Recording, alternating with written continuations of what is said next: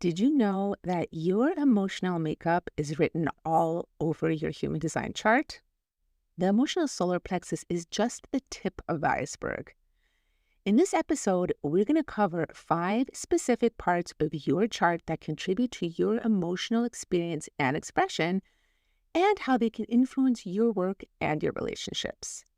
Welcome to the Heart Centered Human Design Show, which is all about emotional intelligence and conscious business. This podcast is for heart-centered entrepreneurs and professionals that desire meaningful success and work-life balance so that they can wake up every day feeling empowered, inspired, and supported by work and life. I'm your host, Vanessa Naja, human design specialist and coach, and I'm so excited to help you embody your unique human design so you can be on purpose and fulfill your potential. So let's dive in. We're going to start with the obvious one, which is the emotional solar plexus center. Regardless of whether you have this center defined or not, you're all human and we all have emotions, and especially those reactive emotions. When something amazing happens in your life, you're probably going to feel pretty happy or good about it. And if something terrible happens, you're going to feel a different way. And it doesn't matter if your solar plexus is defined or not, this is going to show up for you. Now, how much access you have to these emotions or how well you're able to express them and really feel them is a whole different story and can relate to a lot of conditioning and how your chart is wired. If your solar plexus is defined, and if you're not sure about this, just make sure to have your chart available. And I have lots of episodes in season 1 that go into the nitty-gritty details about all of this. If this is all new to you, you might want to review that. If your solar plexus is defined, you have emotional authority. And in addition to your normal human reactive emotions, you also have an emotional wave. And this is just part of your chemistry. Your emotional wave is going to be moving regardless of outside circumstances. Sometimes you're going to feel up, sometimes you're going to feel down, sometimes you're going to feel neutral. And understanding how your wave works and really tapping into where you're on your wave can be so beneficial. And remember, with the defined solar plexus, it's also important to wait out your decisions until you've reached a point of emotional clarity. If your solar plexus is undefined, in addition to having your own reactive emotions, you're also going to be taking in and amplifying the waves of other people around you that do have emotional waves. And you can also create emotional waves in relationship with certain people through electromagnetics when you attract certain energy in their chart that activates a wave. When you do not really understand your emotional wave or your emotional openness and the fact that you are taking on and amplifying other people's emotions, this can wreak havoc on your decision making. And remember, making decisions is such a vital aspect of your life and your career because where you are today is a result of all of the decisions that you've made. So understanding your emotional authority, if this is what you have, is absolutely crucial. And if you are emotionally undefined, not allowing the emotional waves or the amplification of other people's to influence your decision-making is also really, really important. This can show up in business and in your relationships in a couple of ways. So again, if you're defined, if you have a defined emotional wave, there are going to be certain times where you are crashing on your wave. And that can be cataclysmic. I have the type of emotional wave that when my wave crashes, it crashes hard and it can be really, really explosive. And in the past, I have made horrible decisions. I have ended relationships inappropriately. I have really exploded on other people. And the thing with your emotional wave, like when it resets, you might feel fine, but the people that you exploded on are not going to feel fine about it. So this can be really detrimental to relationships and also in business. Like if you're having an emotional wave crash and you don't know that it's coming or you don't know how to handle it and you blow up over some big thing, this can really wreak havoc in your business and in your career and your job. If you are emotionally undefined, this can show up as not asking for your needs to be met or not asserting yourself because you are avoiding truth or confrontation with somebody else when you are noticing or feeling in your body that they are down on their wave. Or you might make decisions that are trying to keep other people happy because you don't want to feel their emotions if they are down on their wave. And if you think that something that is a decision that is correct for you is going to impact them negatively and you want to avoid that, you may not make the correct decisions for you. So understanding your solar plexus configuration is really important in knowing how to make the best decisions and all aspects of work, life, relationships, and business. The next area we're going to cover is your human design type. Each human design type has a not self theme or a low emotional theme expression, and also your signature theme. For manifestors, the high expression of your signature theme is peace. The low expression is anger. For generators, the high expression is satisfaction. The low expression is frustration. Manifesting generators get the best of both worlds, so they can be satisfied and in peace or frustrated and angry. Projectors deal with success and bitterness, and reflectors with surprise or delight and disappointment. Now, that's not to say that we can't all experience those. We certainly will. However, the signature and the not self theme of your type, if you're noticing that not self theme, like it's a constant thing, like you're constantly angry or you're constantly frustrated or you're feeling bitter all of the time, that is a good indication that you are off track and that you may not be following your strategy and authority, and you're not living in alignment. So the solution to that is to really get back into following strategy and authority, getting back into alignment so you can feel your signature theme of peace, satisfaction, success, and delight and surprise. So again, with your type, and especially, really for all the types, if you're constantly angry or you're constantly frustrated in your relationships, in your work life, other people will pick up on that. And it is going to impact your relationships, whether that is with colleagues or your employees or your supervisors, your loved ones are going to be impacted by that. So when you're making the correct decisions for you, really living in alignment with your type and experiencing more of your signature theme, that's beneficial for everybody. And it's fantastic for your relationships, fantastic for your business. And remember, when you're making the best decisions and the correct decisions for you, you're going to remove resistance and life will flow much easier. The next area of your chart that we're going to cover is your circuitry, and specifically your individual circuitry.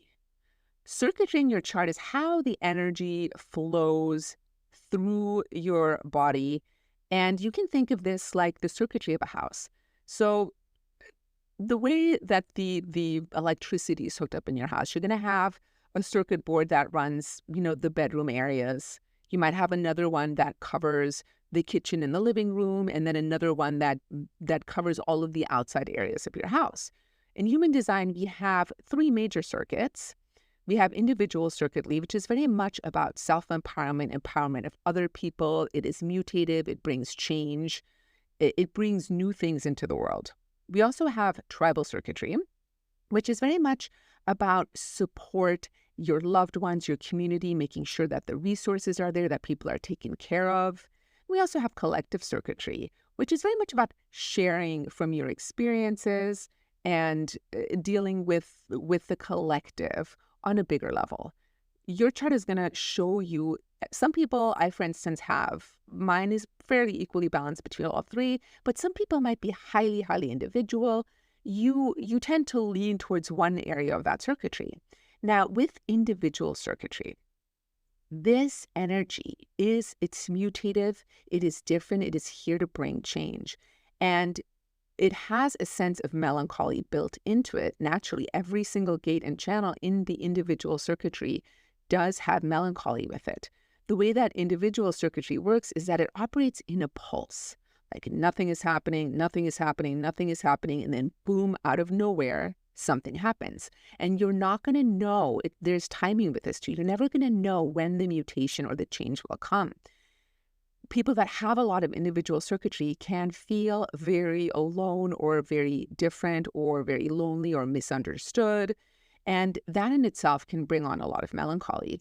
I have friends that are highly, highly individual. All their channels are individual, but they have an emotional solar plexus, and yet they sometimes feel like, oh, I feel like I have this way because I just go into these periods of melancholy. And that is actually related to the individual circuitry, not so much their solar plexus. I go very deep into this in my program, Emotional Intelligence by Human Design. And because we're all so unique and so completely differently configured, understanding your emotional makeup is so helpful to really creating the most amazing life, business, and relationships. So our next area are the awareness centers. We have 3 centers out of the 9 in our chart that have awareness and bring different kinds of awareness. The first awareness center that we have already covered is the emotional solar plexus, and this is about emotional awareness and spiritual awareness, and nervousness can live here. So that is an experience that can come up around the solar plexus. We also have the spleen center, and this is actually the oldest awareness center. It's instincts, intuition, what keeps you safe in the now, and this is where your existential fears live. The fears of being inadequate, fears of the future, fears of the past repeating itself, fears of responsibility, of imperfection, of getting it wrong, and also of there not being a purpose to life. And these fears are very existential, and they can really impact your life and your business in ways when you do not recognize these fears and let them run the show and make your decisions for you. Because a lot of these fears are very much just about things that you are meant to overcome. You're meant to feel those fears and do them and go through the process anyway in order to overcome the fear. So this can be very confusing when you let these fears influence your decision-making strategy. And particularly in business, when you have to do something scary for the first time. Maybe you are posting going live on Facebook for the first time, or you are starting a podcast and putting it out there. That can be scary. Public speaking is one of the absolute biggest fears, and it can feel like it's going to kill us. And yet it is not actually going to kill you. And in order to get over the fear, you just have to do it. You have to allow yourself to feel the fear and do it anyway. The last awareness center is the Ajna Center, or in BG5, the business application of human design. We call this a conceptualization function. And this center is actually where anxiety lives. There can be a lot of anxiety about our opinions, or not having the right ideas, or not being able to express what we know. And again, there's a lot of overthinking in this potential for overthinking in the center as well. And this is a very common place that interferes with your actual authority or the correct decision-making strategy for you.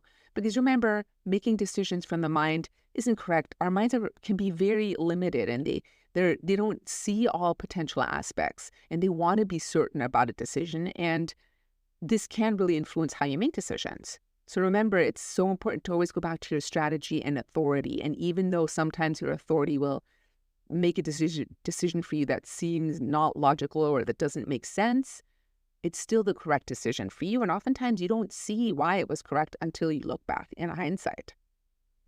The last place we're going to talk about today, and I am going to go deeper into all of these things in future episodes. We're definitely going to spend some time on the awareness centers and the fears, the nervousness, anxiety, and how this all can show up. But today we're going to keep it to this. The last one we're going to talk about are the shadows and distractions in your chart. And these show up in the undefined parts of your chart. So any part of your chart, when you look at it and it is not colored in, this is undefined.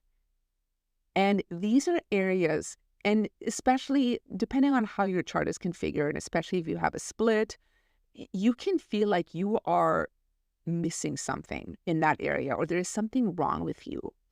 And when you identify with that, or you believe that, this can really lead you on downward spirals. We can create stories that something is wrong with us and just go into this whole place of making the wrong decisions or seeking out the wrong relationships or feeling like we need somebody else to provide that part for us. And then again, this is going to interfere with our decision making. And it is a huge area of conditioning. There is good news that all of these undefined areas in your chart are also areas for great potential wisdom as you go through your deconditioning process and you get to experience all of this energy in multiple different ways. You get to a place where you're highly, highly wise in how the energies of these areas work, and you can really help other people with what you have learned through that process. So again, in my brand new program, Emotional Intelligence by Human Design, I dive deep with you into your chart. This is very much about your unique map to self-empowerment and emotional wisdom through human design. I will leave a link to it in the profile. You can also go directly there. It's vanessanaja.com/emotional intelligence to check that out if it feels correct for you. And I would love to hear your thoughts on this episode. You can feel free to send me an email or head over to Instagram at @HDVanessaNaja and share with me what you learned in this episode. I really want to connect with you, and I look forward to hearing from you.